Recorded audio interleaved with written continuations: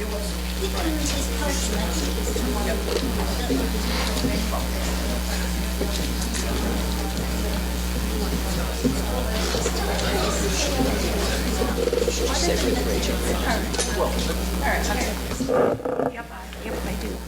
sensitive. Ooh. Okay, well, welcome everybody. We are the Western Mass Raging Grannies, and we're going to sing 2 songs about Guantanamo for you. It's something that's a very important topic, and we all, of course, would like to see the prison closed. So, first song is called Guantanamo, and the second we'll ask you to sing along with us, which is Caged Up in Guantanamo. So, 64 Guantanamo first. We are lying in Guantanamo, 'neath unfriendly skies. No one cares at all about us if we live or die. Many years we have been stuck here, no way to get out. Hunger strikes will kill us all soon, so you'll hear us shout. U.S., can't you hear? Justice is so clear. Let us all go home again. Courts would turn us free if you would only see how harmful prison life can be. Someone's putting pressure on Obama. Someone's putting pressure, I know. Someone's putting pressure on Obama to keep us in Guantanamo. Do-do-do. Fee-fi, fiddly-I-O. Fee-fi, fiddly-I-O. Fee-fi, fiddly-I-O. Get us out of Guantanamo.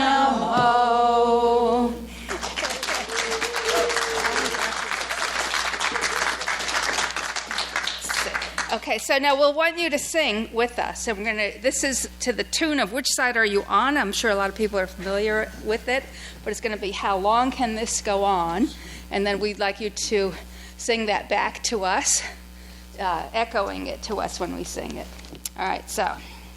Caged up in Guantanamo, 12 years can how that be? Men with no charges and no trial, some clear to be free. How long can this go on? How long can this go on? How long can this go on? How long can this go on? Swept from their homes and loved ones, many were so young. Captured, tortured, vilified, the most had done no wrong. How long can this go on? How long can this go on? How long can this go on? How long can this go on? With hunger strikes they tell us, their heartache and despair. Through forced feedings we protest and shout, this is not fair. How long can this go on? How long can this go on? How long can this go on? How long can this go on?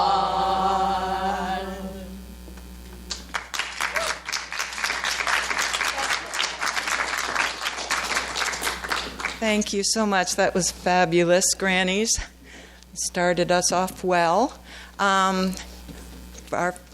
We're going to start off with one of our members from Pioneer Valley, No More Guantanamos. Please welcome Peter Kakos. Thank you, Nancy, and thank you one and all for being here this afternoon. And if I may, it's the title Reverend, I am a minister, but I'd like to offer a dogma-free blessing. Dogma-free blessing, if you will, on our leader, Nancy Talania. Nancy, God bless you. And the five women who are down in Washington as we speak, blessings upon them, and they are our own Cheryl Hogan, Pocky Whalen, Ellen Graves, Ellen Kaufman, and Beth Adams. They're down there now. Some of them are engaged on a 10-day fast, sleeping on the floor of a church in Washington. So, if I may ask, please say a prayer for them. God bless them, and may something come about of that demonstration and that protest. I saw a New Yorker cartoon a few months ago that struck me and still stays with me. And it has to do with a man standing on a street corner with a sign that says "No War." And he's dressed up in just plain ordinary clothes. And a fellow with a three-piece suit is walking across the street with a sign. And that sign says, "Some war."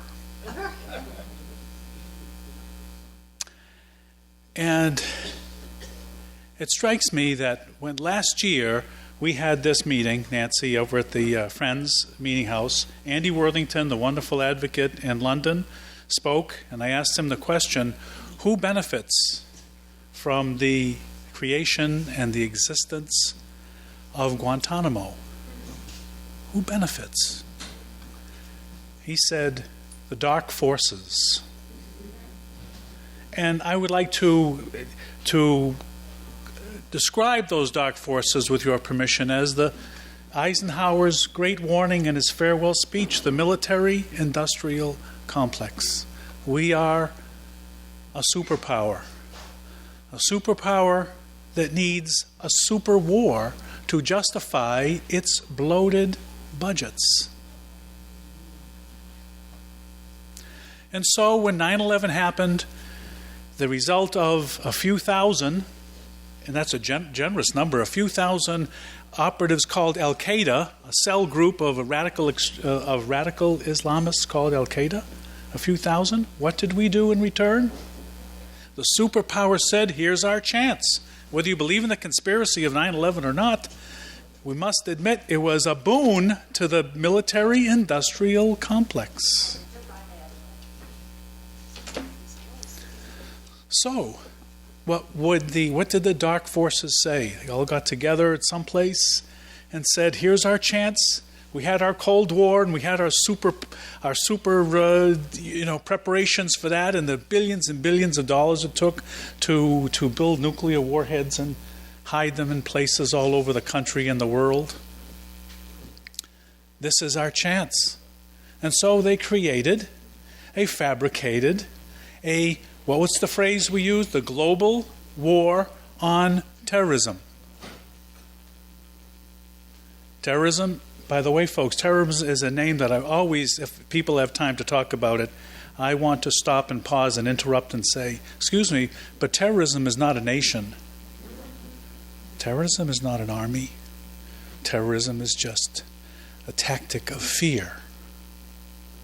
And once you convince a nation that they are to be in abject fear, they cede power, they cede thinking, and they allow the military-industrial complex to have their way. And so they have. And so we had the global war on terrorism. Instead of going to our former allies, the Taliban in Afghanistan, to say, help us get bin Laden in the mountains, which there are credible reports that they were more than willing to do, rather than having the American forces bomb, excuse the expression, the bejesus out of them. They didn't want that. They would have found them for us, and in the back rooms they said, we will get you bin Laden if we can do two things. One, you won't invade us, and secondly, we will put him in another country. We'll deposit him there, and that's where you can find him, because we want to save face in the Muslim world. Makes a lot of sense. So we have the global war on terrorism. And what do you have now with a global war? You need to have a prisoner of war camp, don't you? And so we create a prisoner of war camp. We don't ask we just need people to fill the place. We don't ask what they did to fight against the coalition forces. We just round them up, pay bounties for them. We need to fill it. We need to justify the global war on terrorism.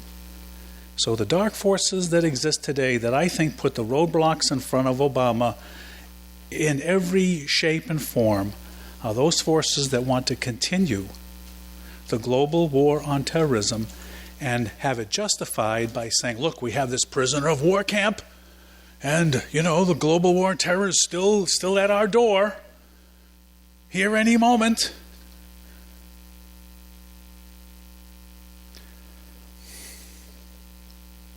I want to end with a powerful quote from the British author, wonderful author, P.D. James, who in one of her murder mysteries has the fellow who's going to be who turns out to be the murderer. He looks up to Inspector Dalgleish and he says, you kill what you fear. Guantanamo for me is just that great symbol of creating a global fear and having our legislatures and all not look as though they're going to kowtow to or coddle criminals, coddle terrorists, and so forth. So they're going to do everything to prevent the closure of Guantanamo, which is why it is so important for you and me tomorrow on the anniversary, the 14th year of this internationally recognized travesty of justice, to do all we can to set those wonderful men free. Thank you.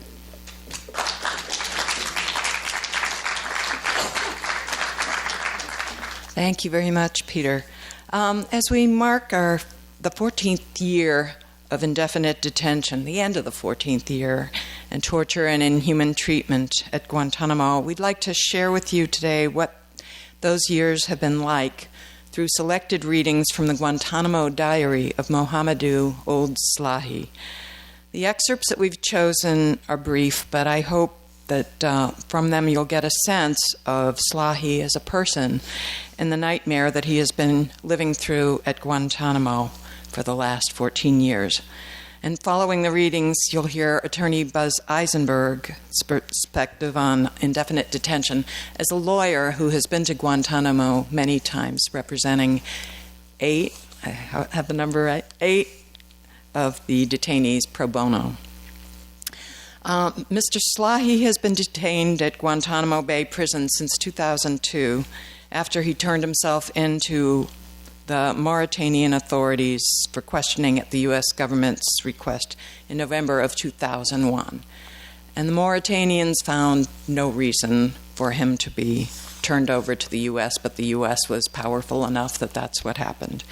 At Guantanamo, Slahi has been subjected to what they call enhanced interrogation, including isolation, temperature extremes, beatings, and sexual humiliation. In one documented incident, he was blindfolded and taken out to sea in a boat for a mock execution. In March 2010, Judge James Robertson granted a writ of habeas corpus ordering Slahi to be released. The Department of Justice appealed, and Slahi remains in Guantanamo today. Slahi wrote his diary in Guantanamo in 2005. More than 10 years later, he's still there, still being detained and deprived of what the Pentagon refers to as comfort items, such as letters from his mother, who unfortunately died in 2013. The U.S. government declassified Slahi's diary 2 years ago with more than 2,500 redactions.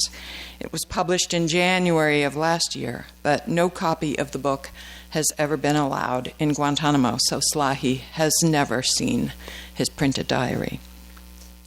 Here today to read excerpts from Guantanamo Diary are 7 representatives of the co-sponsoring organizations who have made this rally possible.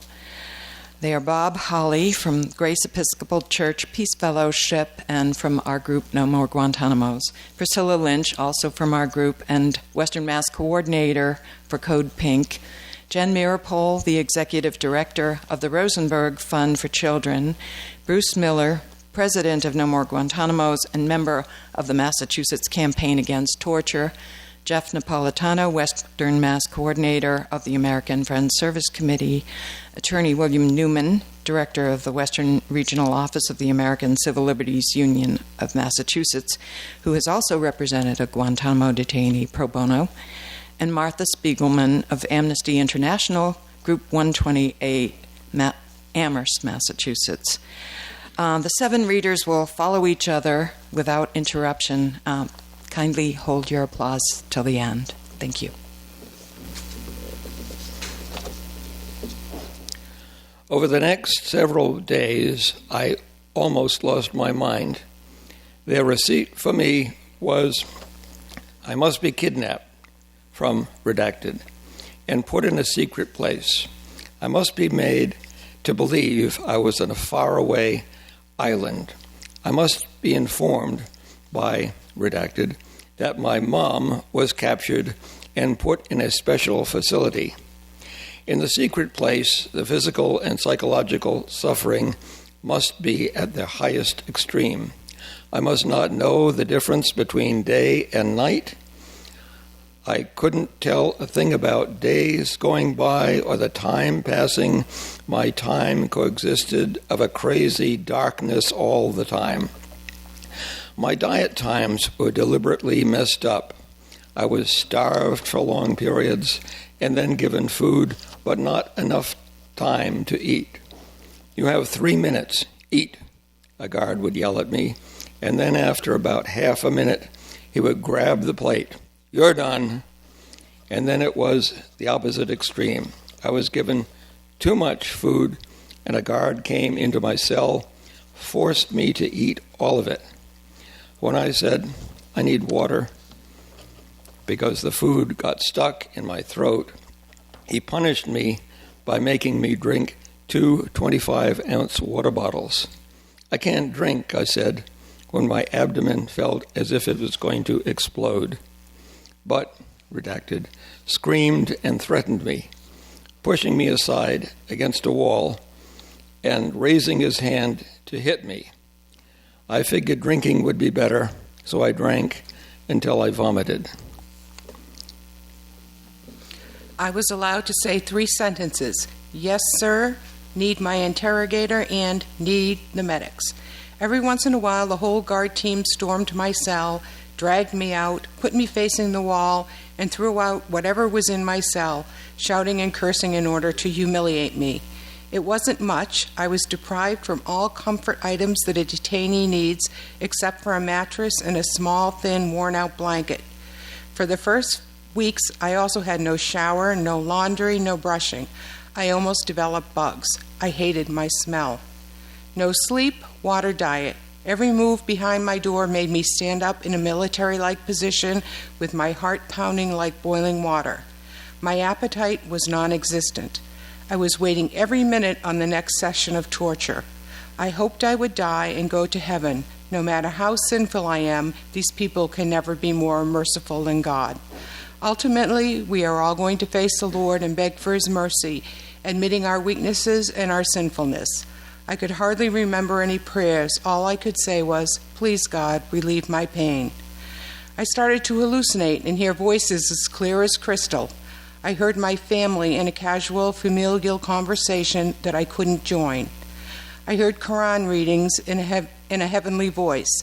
I heard music from my country. Later on, the guards used these hallucinations and started talking with funny voices through the plumbing, encouraging me to hurt the guards and plot an escape. But I wasn't misled by them, even though I played along. We heard somebody, maybe a genie, they used to say. Yeah, but I ain't listening to him, I responded. I just realized that I was on the edge of losing my mind. I started to talk to myself. Although I tried as hard as I could to convince myself that I was not in Mauritania, I was not near my family, so I could not possibly hear them speaking. I kept hearing the voices constantly, day and night.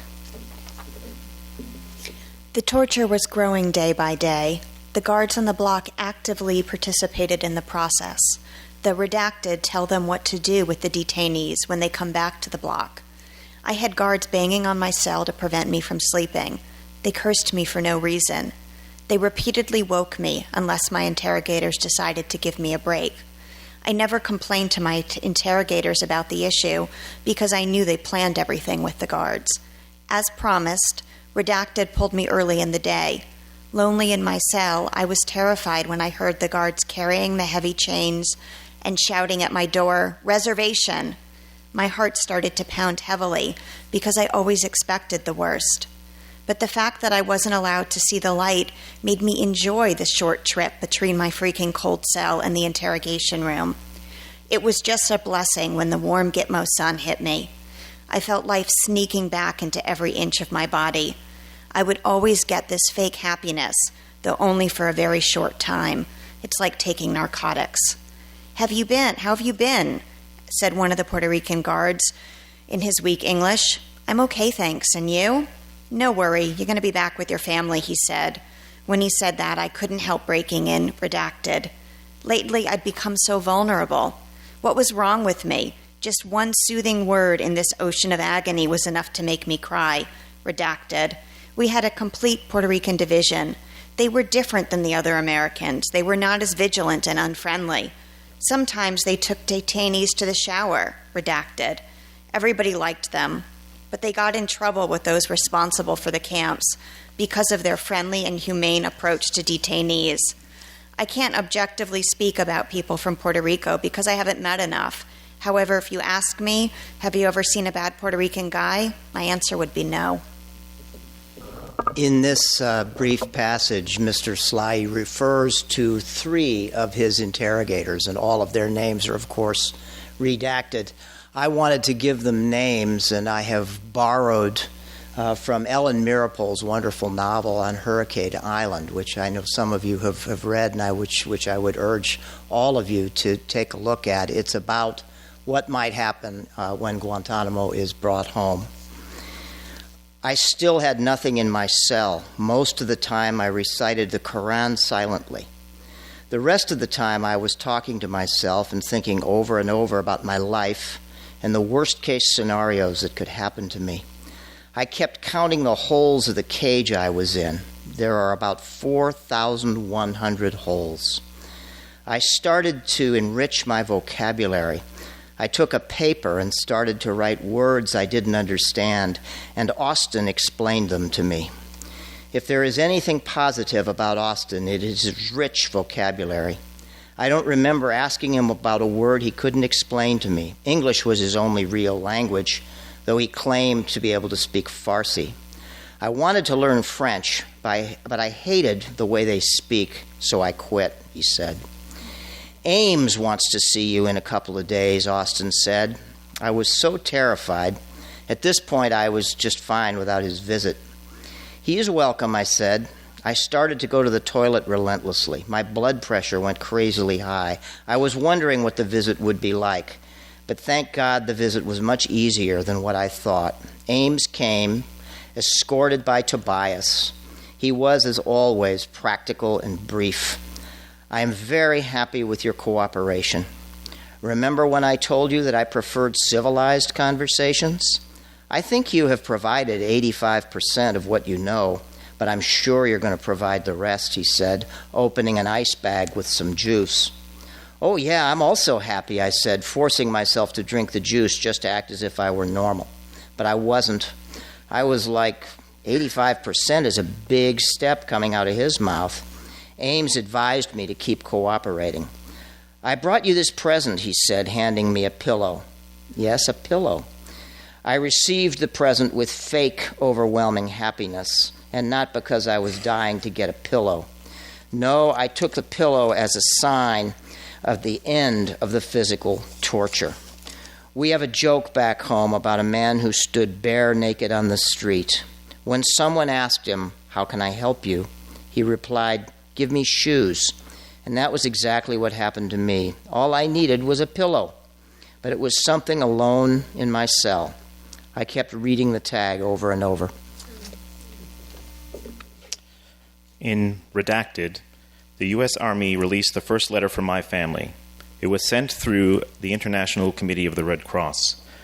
My family wrote it months before in July 2003.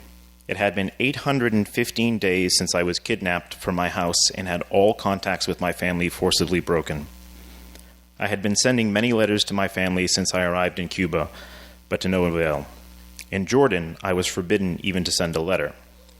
Redacted was the one who handed me that historical piece of paper which read, "Noah Shot, Redacted. In the name of God the most merciful, peace be with you in God's mercy. After my greeting, I inform you of my well-being and that of the rest of your family. We hope that you are the same way. My health situation is okay. I still keep up with my schedule with the doctors. I feel I am getting better, and the family is okay. As I mentioned, everybody sends his greetings to you. Beloved son, as of now we have received 3 letters from you, and this is our second reply.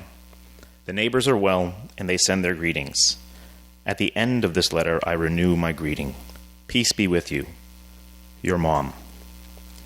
I couldn't believe that after all I had been through, I was holding a letter from my mom. I smelled the odor of a letter that had touched the hand of my mom and other members of my beloved family. The emotions in my heart were mixed. I didn't know what to do, laugh or cry. I ultimately ended up doing both. I kept reading the short message over and over. I knew it was for real, not like the fake one I got a year ago. But I couldn't respond to the letter because I was still not allowed to see the ICRC. Meanwhile, I kept getting books in English that I enjoyed reading, most of them Western literature. I still remember one book called Catcher in the Rye that made me laugh until my stomach hurt. It was such a funny book. I tried to keep my laughter as low as possible, pushing it down, but the guards felt something. "Are you crying?" one of them asked. "No, I'm all right," I responded. It was my first unofficial laughter in the ocean of tears. Since interrogators are not professional comedians, most of the humor they came up with was a bunch of lame jokes that really didn't make me laugh, but I would always force an official smile. But I did ask for one thing. Redacted, can I keep my water bottle in my cell and drink whatever I choose? I was just tired of the lack of sleep. As soon as I closed my eyes, the heavy metal door opened and I had to drink another bottle of water. I knew Redacted was not the right person to take the initiative. Redacted had literally been following orders of Redacted, but to my surprise, Redacted came the next day and briefed the guards that the water bottle now belonged in my cell. You cannot imagine how happy I was to be able to decide the time and amount of water I could drink.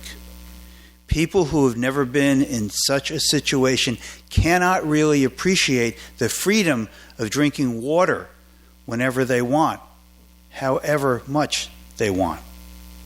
Then, in July 2004, I found a copy of the Holy Quran in my box of laundry. When I saw the Holy Quran beneath the clothes, I felt bad, thinking I had to steal it in order to save it. But I took the Quran to my cell, and nobody ever asked me why I did so. Nor did I bring it up on my own. I had been forbidden all kinds of religious rituals, so I figured a copy of the Quran in my cell would not have made my interrogators happy. More than that, lately the religious issue had become very delicate. The Muslim chaplain of Gitmo was arrested, and another Muslim soldier was charged with treason. Oh yes, treason! Many Arabic and religious books were banned, and books teaching the English language were also banned. I sort of understood religious books being banned, but why English learning books?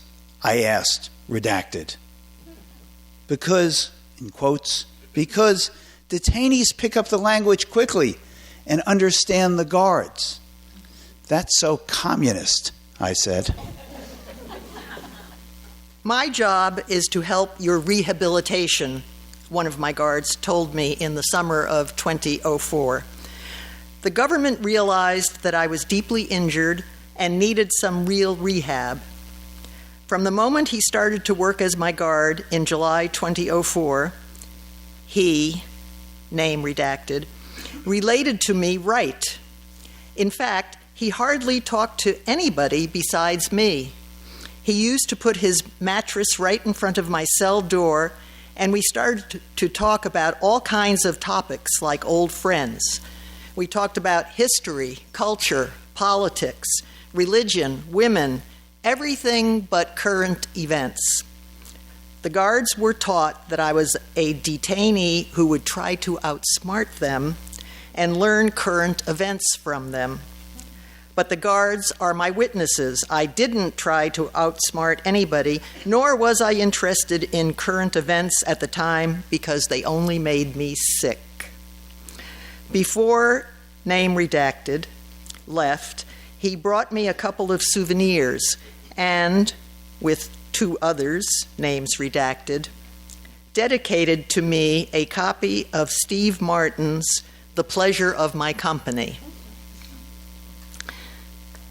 Name redacted wrote to me, "Hey, Pill, over the past 10 months, I have gotten to know you and we have become friends. I wish you good luck, and I am sure I will think of you often. Take good care of yourself."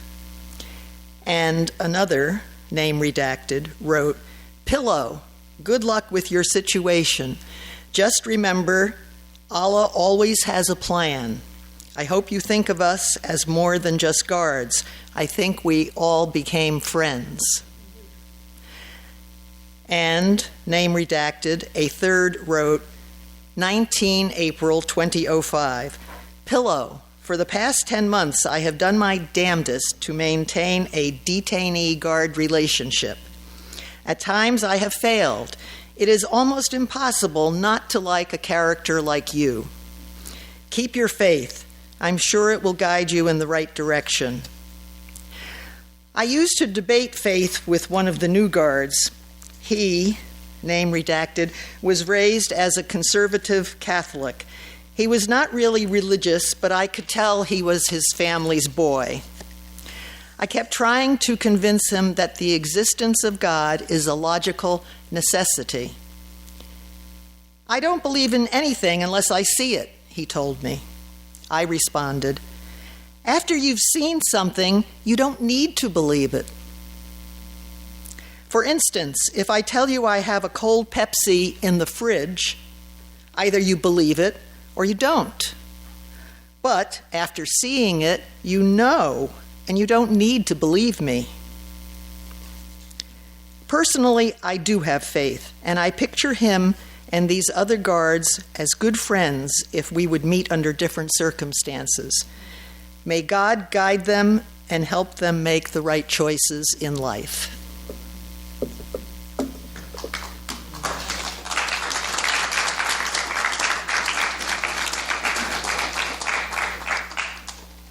Thank you all. That was wonderful. Well, in the Pioneer Valley, we're really fortunate to have among us 2 attorneys who've represented Guantanamo detainees pro bono, Bill Newman and Buzz Eisenberg.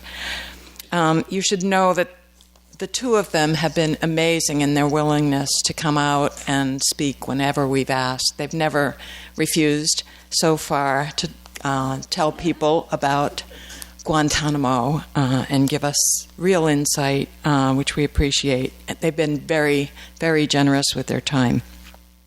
So on the back of the flyer that we've handed out, we ask that you please also be generous with your time and be sure to take the 3 minutes that we asked for, more if you can afford them, to take the actions, to call the White House, to email President Obama, and to sign the petition for which we are asking that we need 100,000 signatures in order to get a response from the White House. You can do that at home, and if you have time, please ask any friends you think would be interested to do the same. Obama has made it his goal to close Guantanamo before he leaves office and not to leave that job to the next president, and he can use all the help he can get from us. So thank you for that. And now please welcome Attorney Bill Newman.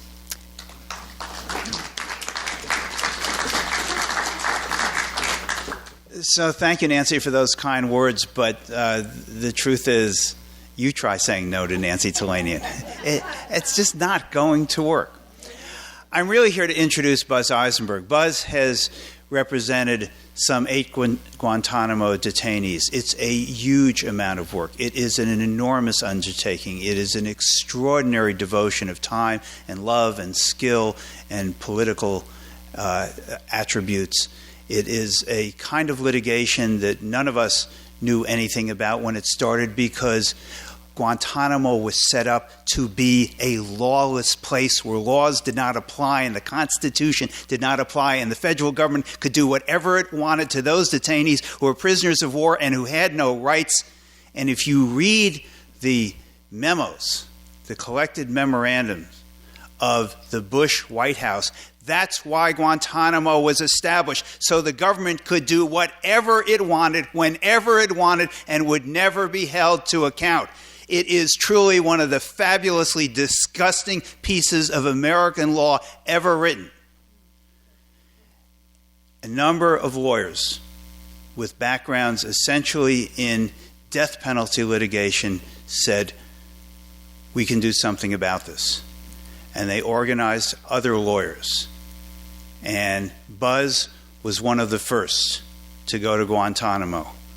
And he has been there since its opening, helping and assisting detainee after detainee after detainee after detainee. He has represented 8, and 7 of them have been repatriated and are no longer there. It's an honor to introduce Buzz Eisenberg. It's 8 out of 8 that are now home. So that's... Yeah, the fellow who went to United Arab Emirates in December was our 8th. Thank you, Reverend. I was moved. I'm always moved. Where's Nancy? Where'd Nancy go? She left. She knew I was going to speak, and she left. And thank you all the voices for Mohamedou. That was very moving. And I do want to just say, Nancy Hollander, I'm so pleased to be able to call her a colleague. She worked for years to get even those words that weren't redacted through what we call the privilege team, declassified so that we can sit here and be moved by them today. And she's in Denver, and thousands of hours and dollars that she spent going back and forth and fighting to have what was sent as legal correspondence turned into eventually a diary. So there's a lot of faceless people that do a lot of stuff behind the scenes to bring us together. But mostly I want to thank you, because Nancy says that we're so generous with our time. It is so comforting for me to speak to people like you so that I can be reminded that these men aren't forgotten and that torture isn't condoned. And, you know, sometimes I don't mind Guantanamo being off the front pages when dreadful things happen. But when it's off the front pages so that Donald Trump's later, now that's torture to listen to that. But I did prepare some words, and they go like this. You'll have to suffer them. 14 years ago, 20 men and boys were secreted from the rest of the world and taken to Guantanamo. And if you multiply that number 20 by 39, you'll know how many men were ultimately dragged through those gates.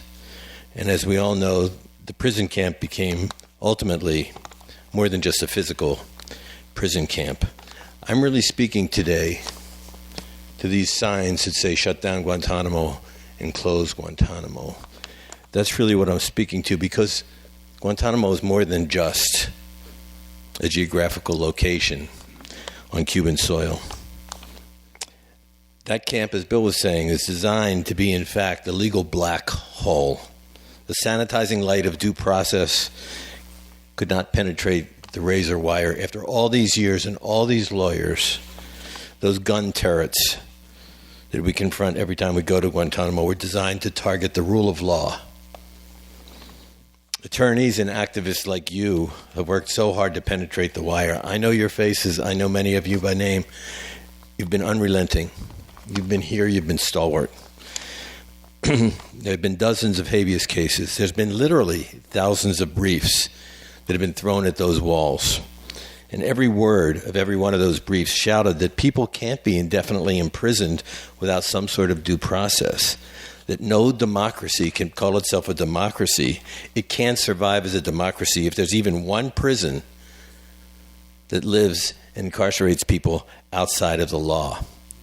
Freedom cannot be trashed in the name of protecting freedom.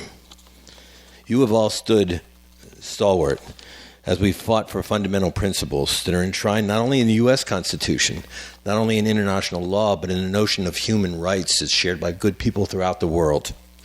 14 years later, you've all come out in the rain, making the same arguments and the same demands that we've been making for the last 14 years. Since those first shackled men were dragged into Guantanamo, a total of 779 have been held at that dreadful camp. Under the Bush administration, an astonishing 537 of those 779 were transferred mostly to their home countries. And at the very moment that President Obama took his first oath of office, 242 men remained in Guantanamo. Today, as we gather, the population at the prison camp is 104. And I can tell you that there have been reports, published reports, that another 14 are being lined up to board planes to be transferred from Guantanamo in the fairly near future. I believe that will happen, and that will leave us with 90 men at Guantanamo. So here's the point that I want to leave you with today. I know that so many of you of such high character and such good hearts, and that each of you have come out in the rain today to make it a priority that Guantanamo be closed. But I want to tell you that personally and professionally, I don't believe that should be our highest priority. I've long felt that closing Guantanamo and moving the remaining men to another supermax, wherever it is, on whatever soil it sits, is just a matter of geography. That's just a place. Our struggle is really not for where. It's for values. It's for core values. It's for a sense of fairness that's embodied in our jurisprudence. It's a rubric that we call due process.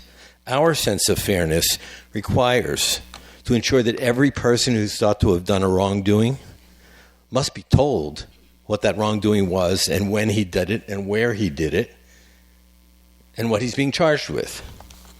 Our sense of fairness requires that we show accused people the evidence that we hold against them to demonstrate that they did it. Our sense of fairness requires that we give the accused a chance to speak in their own defense. They should be able to confront the witnesses who say they did something wrong. And they should, if they need it, if they want it, be represented by counsel. 14 years is a long time to be held in custody without ever even being afforded the opportunity to hear what you're supposed to have been done in a formal charge, let alone not be allowed to respond to it. 3 nights ago, I watched the president, perhaps you did, in his town meeting forum. And in a context, he pointed out that he'd been a president for quite a long time, I think was the language that he used. And he has been. He's been a president for 7 years. That's half of the amount of time that we have held these men without even telling them why they're being held in a formal way. I look at these signs, and I understand that there's an important symbolic value in seeing Guantanamo, the base detention center, closed. It is a symbol, an important symbol of a shameful era in our history. But as a substantive expression of who we are and of who we want to be, we need to demand not just that they close that geographic location. We need to demand that each of those 90 men who are going to be remaining at Guantanamo be charged with something, be afforded due process, be given a trial, or be released. And in the meantime, I thank every one of you because I know that your hearts are with me, and it gets lonely sometimes, but I always come back to Northampton, and Nancy always presents a couple hundred people of my best friends for me to share this with. I thank you for coming out tonight.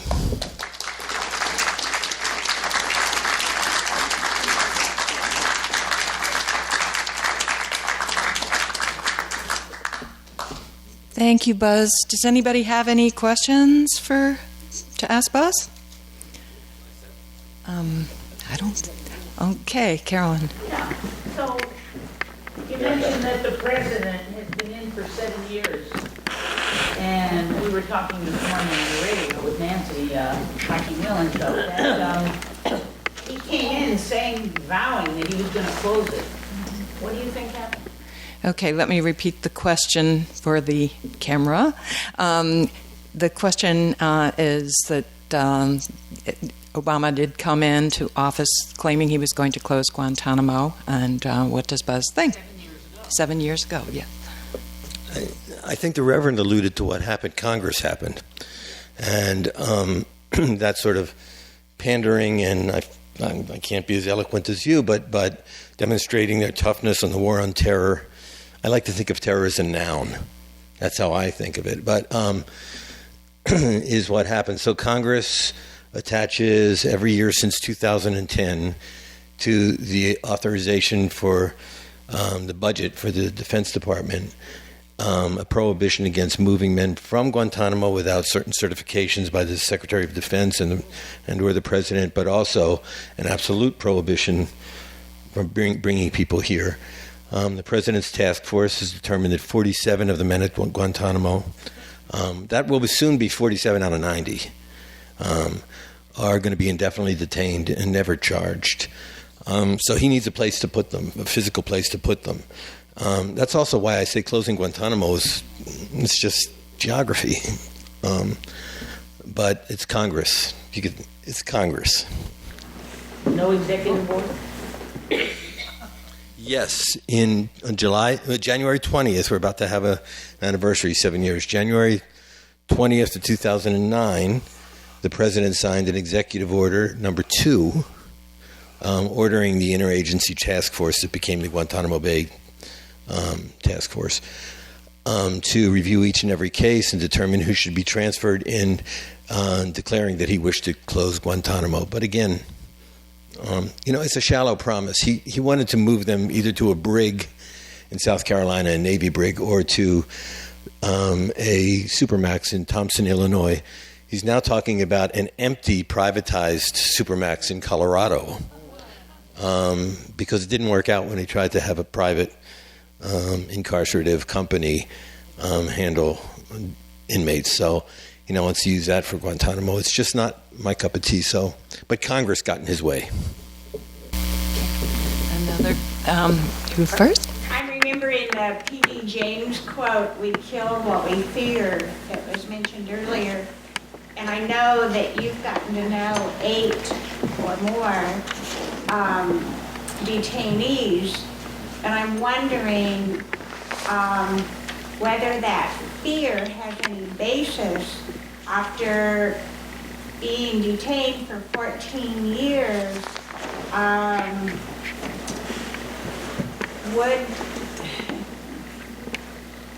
Would it be possible for them to be released and not be a danger to this country? I mean, I think if I'd been there undergoing what all these people have been, I might be somebody to fear. Do you? Well, do you want Yeah, I'll summarize the question. After 14 years, should we fear these men because of what they have been through? Right. Specifically, should we fear releasing these men?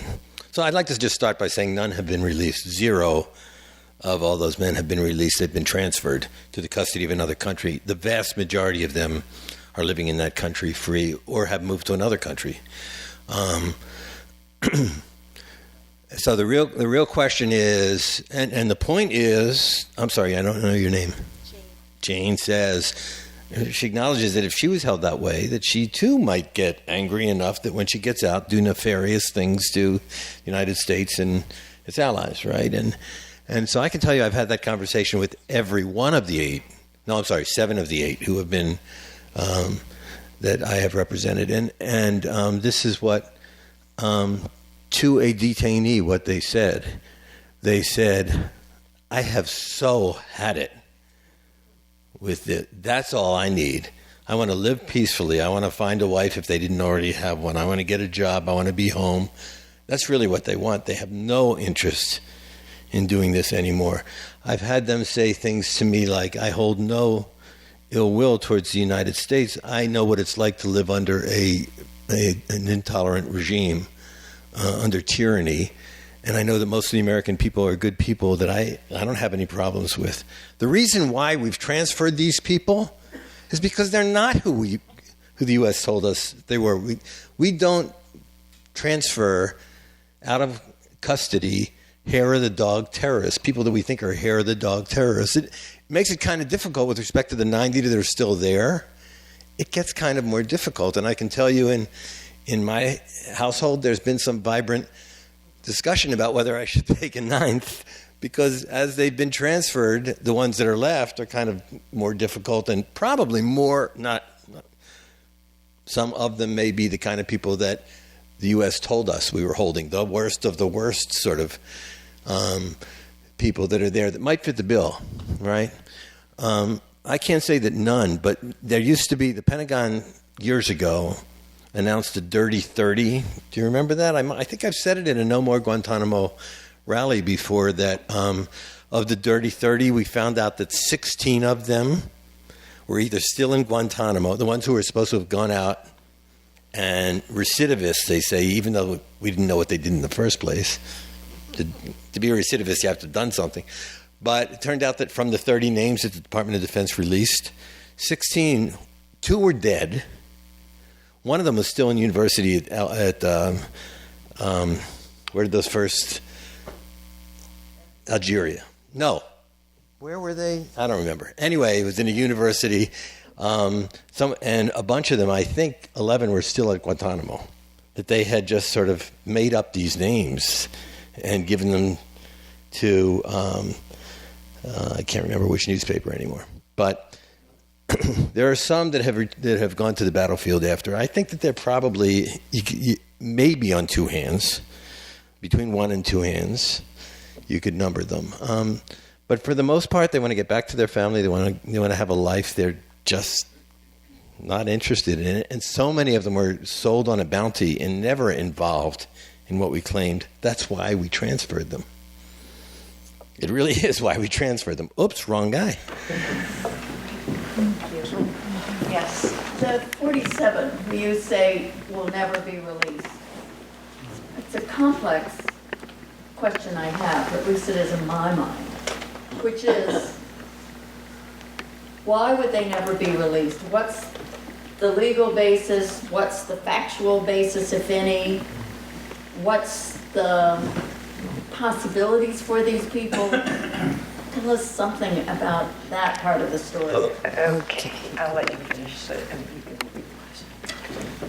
The question is, as to the 47 that I mentioned that will be indefinitely detained, never released, according to Guantanamo Bay Task Force. So what's the story? Why is that the case? And it's really because we have so. What's their legal prospects are. Given that we change our government perspective. Sure, the next president of the United States may want to change the policy, but I don't have a lot of faith in that. I went from Bush. I've been doing this first under Bush, and then this breath of fresh air in Obama. And I'll be honest, other than the physical kind of torture which we heard Mohamedou describe tonight,